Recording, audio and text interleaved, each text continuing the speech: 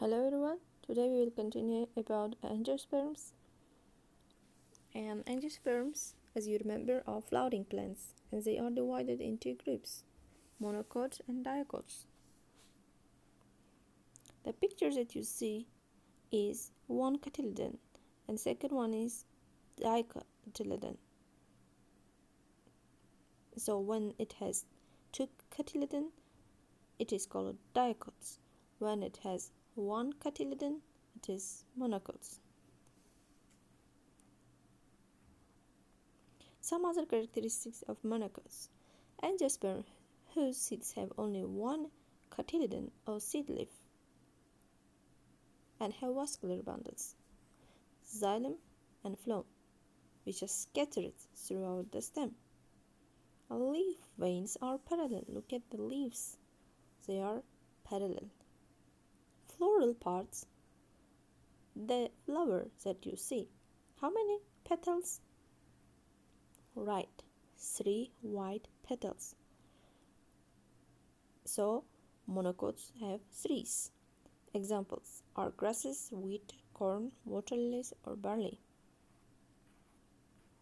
Here the first picture on the left is corn and wheat is the last one. The barley in the middle one. Monocot characteristics. Here you can see details which have petals and sepal and cotyledon, and their vascular bundles are scattered. They are all around, and the leaves parallel venation. The dicots, angiosperms, whose seeds have two cotyledon or seed leaves, and they have vascular bundles arranged in a circle or ring in stem, and leaf, as you see, are branched or net-like, like a spider net, and their floral parts are in fours. As you see, the yellow flower, which have how many petals? 5 petals. So it's usually 4 or 5. Oaks, cacti, maples are an example of dicots. Here are the more detailed picture of dicots. As you see, their petals and their concentric rows of rings of bark and leaves are like net venation. And seed, how many? Cotyledon, 2 cotyledon. Very good. And the vascular bundles, as you see here, are not scattered.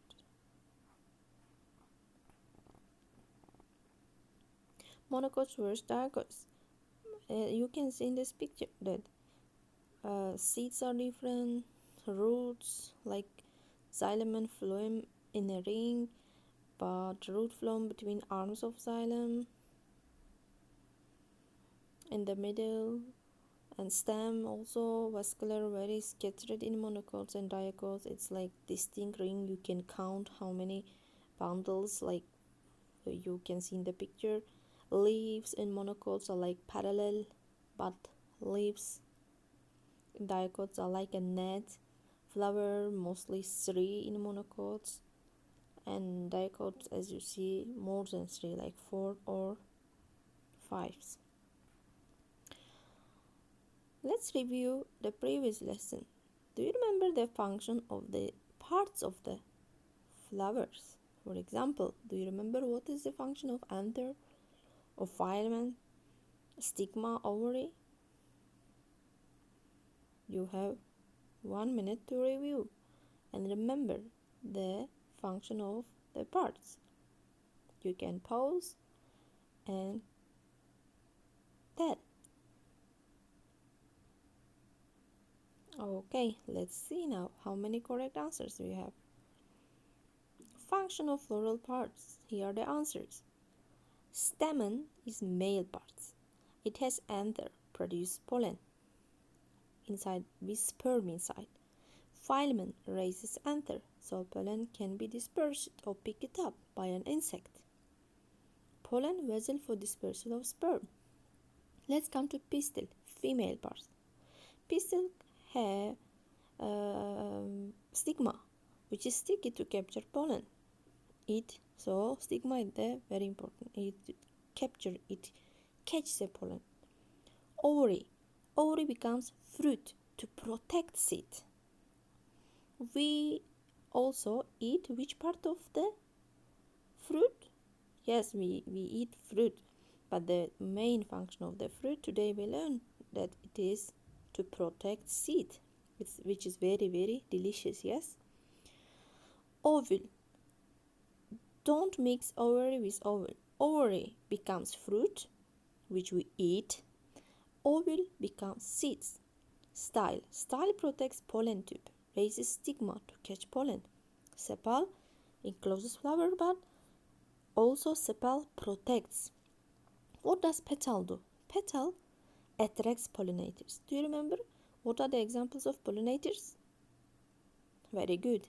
Bees or insects help to pollinate flowers. It takes pollen and brings to petal. Because of this, the color of petals are very, very different, like red, yellow, blue, orange. So these are very beautiful, and these beautiful colors will attract insects or bees, and it is very good because it will help fertilization.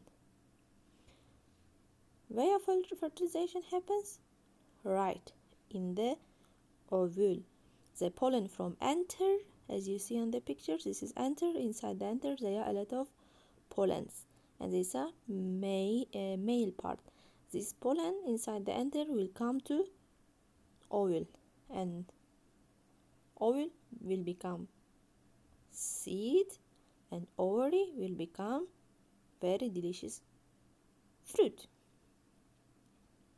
So here in detail you can see the stamen. Was it male or female part of the flower?